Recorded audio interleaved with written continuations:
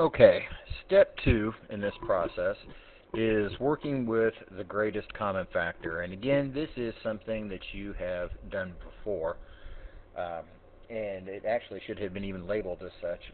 So you should really already know how to do the greatest common factor.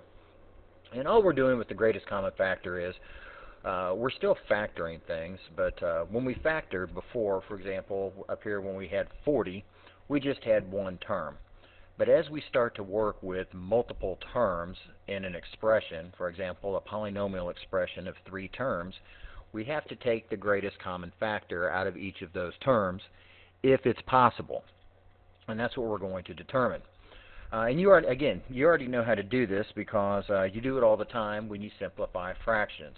For example, if I were to give you the fraction of, let's say, 4/40ths,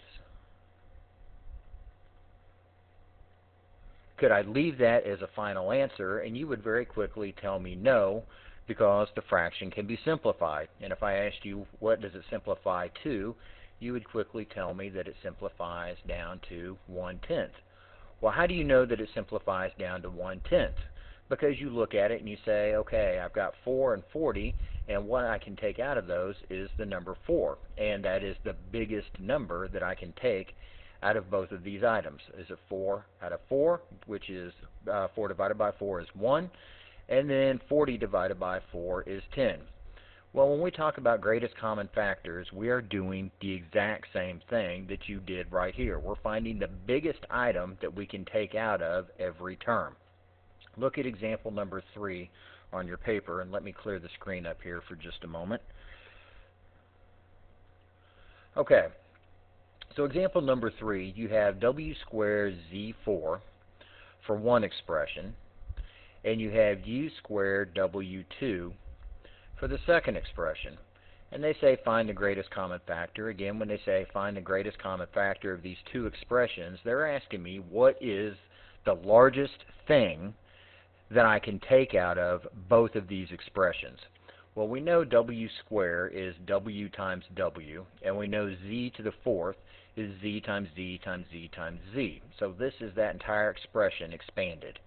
And conversely, we also know that u squared means u times u, and w4 means w times w times w times w. So when we say greatest common factor and we start to ask ourselves, what is the largest thing that I can take out of both of these expressions? Well, I've got two w's right here, and down here I have two w's also. I happen to have a total of 4, but I only share 2 in common between both expressions. So I can take two w's out. I have z's in the first expression, but no z's in the second expression, so I can't do anything with the z's, because this expression right here, u squared w4, has no z's to give.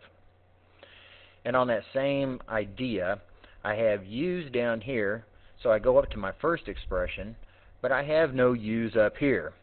So u is not a common factor to both expressions, because the first expression has no u to give. So z's and u's are not common factors, because only one of the, they're not contained in both expressions. So the biggest thing that I can share between the two of them, or that I can factor out, is w times w. And w times w, we know, is w squared, as we can see down here. Make sense? Okay, let's look at another one. I know it may seem confusing at first, but let's do one more. So I have 4x cubed y4, and I have 16x squared y squared. So when I take 4x cubed y4 and I break it down into its most basic factors, 4 is 2 times 2, x3 is x times x times x, and y4 is, of course, y times itself 4 times. So they're the factors of the first expression. 16 is 4 times 4. Well, 4 times 4 is the same thing as 2 times 2. So I have 2 times 2, which is 4, times 2, which is 8, times 2, which is 16. So there are all the factors of the 16.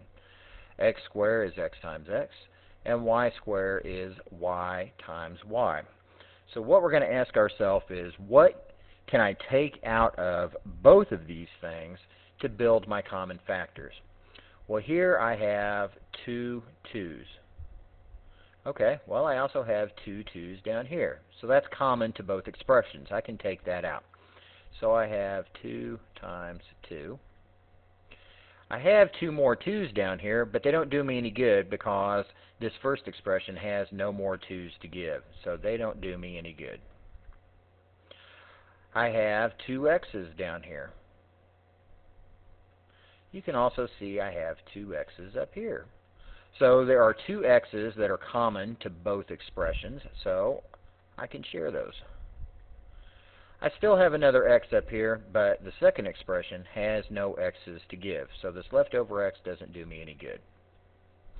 I can also see down here that I have two y's, and up here on top I have two y's, so I can share a y times a y. I have two more y's up here in the first expression, but since the second expression is out of y's, it doesn't really matter, and they don't do me any good. So the only thing that I can take out of both expressions is 2 times 2 times x times y, which is the exact same thing I had up here. Okay, well, if I put all this back together, what is 2 times 2? Well, that is 4. What is x times x? That is x squared. And what is y times y? That is y squared, which gives the final answer that they arrived at down here. So the biggest thing that I can take out of here is a 4x squared y squared, which makes perfect sense. If I come back over here and I look at this, if I were to write 4/16 as a fraction, you would very quickly tell me that that simplifies down to 1/4 because 4 is the biggest thing I can take out of both of those. Fantastic. Got a 4. Got an x squared. Now here is something you'll start to see very quickly. And in all honesty, variables are easier to factor than numbers are. Because numbers, you have to build the factor tree or write them out in a long row, horizontal line, whichever way you prefer to do it.